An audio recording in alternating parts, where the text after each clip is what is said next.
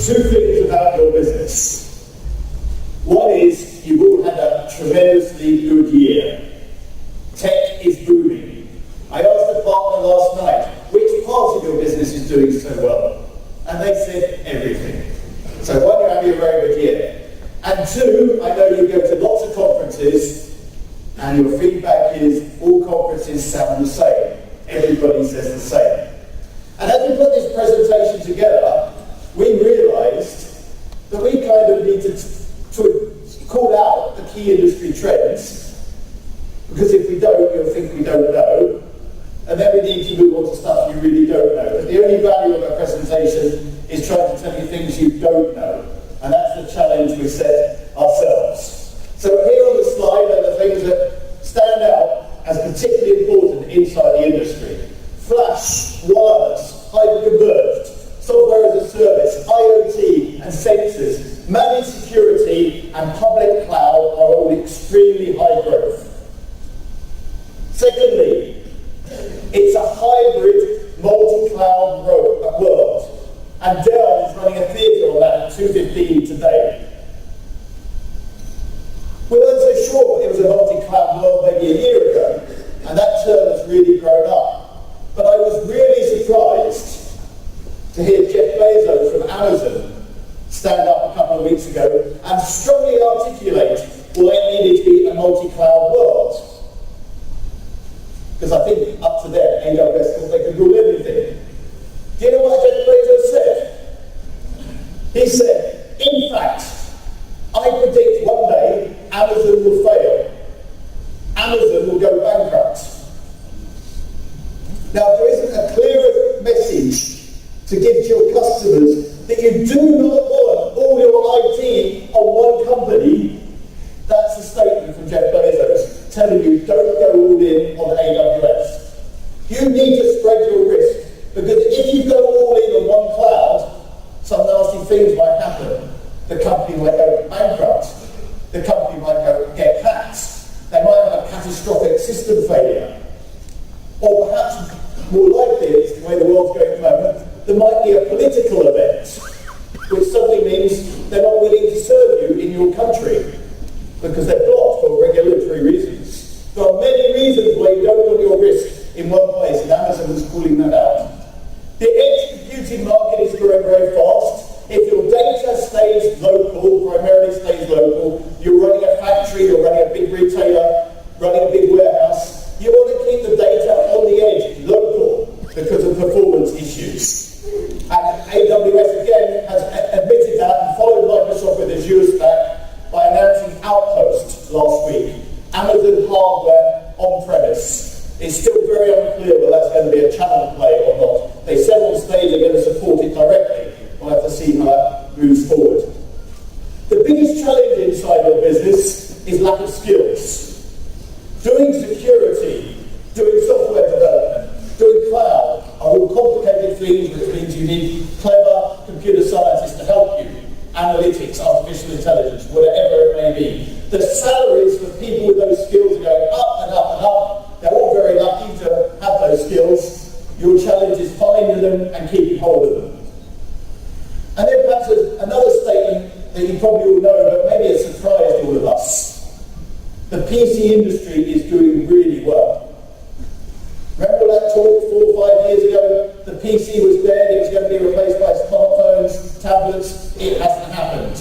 And it's the strongest growth of PCs for at least 5 years. And more importantly, perhaps, the prices of PCs are going up. The range of segmentation of product lines has gone up. And as prices have gone up, the PC companies are making more money and the channel is making more money. And clearly the Windows 10 refresh has been part of that. So it's been a great year for the PC industry.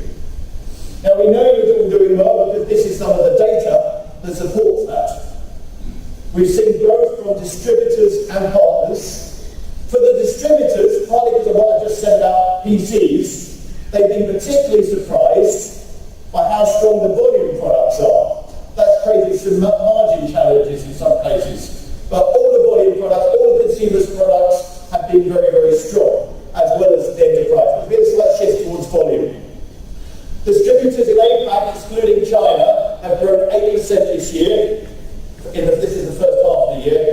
And in China, the distributors are growing 15%. You'll see through this presentation we've tried to present Asian numbers without China and then China separately as the markets diverge from each other. And the partners are doing even better. The average growth of people in the room is 10%. Many of you are doing better than 10%. Obviously, India being incredibly strong. Many of you do 20, 30, 40% growth in India. But even in places like Australia and New Zealand, the market has been booming. The digital transformation is happening, and partners are winning in many key areas, which I've already pulled out to you. One thing that also is driving the market is the move, and we predicted this last year, to adopt digital security standards. So Singapore launched the National Cyber Security Act. Vietnam has a cyber security law. Indonesia has launched government regulations, number 82. And Thailand introduced a data protection law. Even in China, in August, they announced an e-commerce law that had very strict requirements around protecting personal information. The need to protect and secure data is going up and up and up. The number of hacks, they're almost daily, of big companies being hacked. We've got a panel today on security at 13:10. But just a couple of examples recently of who've been hacked. One is Cathay Pacific. One that impacted me personally was British Airways. They lost all my passports and all my credit cards. So I cancelled all my credit cards and replaced them. And then we discovered last week that Starwood has been hacked. And now I'm trying to work out, does Starwood have my old credit cards or did it have my new ones? And do I have to replace them again this month? It's a complete nightmare as a consumer. And as businesses everywhere need to take this more seriously, it's now a CEO issue to own responsibility for your data. Anyone in that space is going to do very, very well. There's one area of the industry that's underperformed. That's impacted AMD and NVIDIA. And that is cryptocurrencies. They were driving the GPU market, driving very high performance compute for mining of these coins. And basically, since June, July this year, almost all that activity stopped. And the cryptocurrencies have collapsed. We doubt they'll recover. It was a hype, it was a bubble. I think we said at this conference last year, please don't invest your money unless you're a drug dealer or up to other terrorism perhaps. You shouldn't be in that market, and it has indeed collapsed, and will all come back. There's a lot of hype still around blockchain, but we remain sceptical about how important blockchain really will be. Blockchain, in a way, is just a shared spreadsheet, a shared Excel file. And there's a lot of hype, but whether it really changes the world the way people hope, we doubt. Most experiments so far are not going very well. And by the way, the consequence of the collapse of Bitcoin is there's a lot of second-hand kit on the market and refurbished equipment, which will disrupt sales of some of the new products. We're seeing the cloud develop. The need for skills has never been higher. But one of the things we do see, particularly in Australia and New Zealand, as well as in the US, is more and more conflict and rivalry between the big system integrators and the channel partners. You're going up, they're coming down, and even getting into activities involving reselling. The battle for skills is about recruiting people, but it's also about acquiring skills in these key areas around security, cloud, artificial intelligence, analytics. We've seen Accenture make many acquisitions, but Deloitte has been on the warpath in Australia and New Zealand, buying a Microsoft Azure partner, Mexia, as well as a couple of AWS partners, CloudTrek and API Talent. DXC Technology has also made an acquisition, buying a Salesforce specialist called System Partners. We're going to see more and more overlap, and you're going to see more competition for those big companies. And you need to keep very alert as they move on to your space, or you can take advantage of the opportunity and sell your companies too. It's all being driven by the need for skills. But one other thing we've learned this year, the born in the cloud research model is nonsense. Why is it nonsense? Well, I've already answered the question. It's nonsense because it's a multi-cloud world. You need edge computing, you need on-premise computing, you need security. And if you're only reselling public cloud, you can't provide the customer the full experience. And so most of those all-in-the cloud companies are not making money, and we expect them to be acquired either by channel partners providing multi-cloud experience or the system integrators. That bubble will burst. The other thing we're seeing this year is more and more tension between the vendors and the partners. And we predict these are some of the conversations. These are some of the conversations that are going to be happening in meeting rooms today and tomorrow. The vendors are going to say to you, we reward loyalty. It's been censored, so I'm not happy. We reward loyalty. The channels are going to say, you want us to be loyal to you, but why are you selling direct? And maybe they're not selling hardware direct, but perhaps they're selling services direct.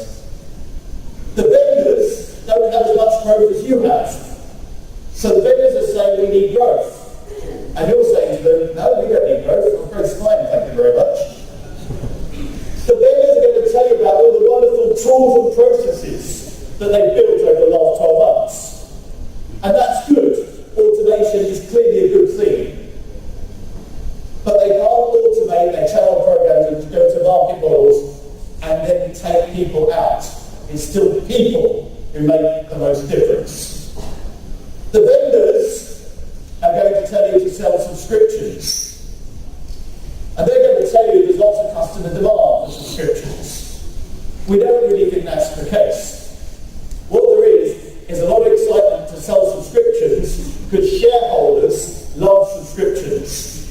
And if you can transfer to a subscription model, your share price has gone up. And obviously Microsoft is now the most valuable company in the world based on a very successful transition to subscriptions. The problem for you, especially outside ANZ, in many countries is your customers don't want subscriptions. And vendors who go all in subscriptions are going to find themselves challenged because it's really not what customers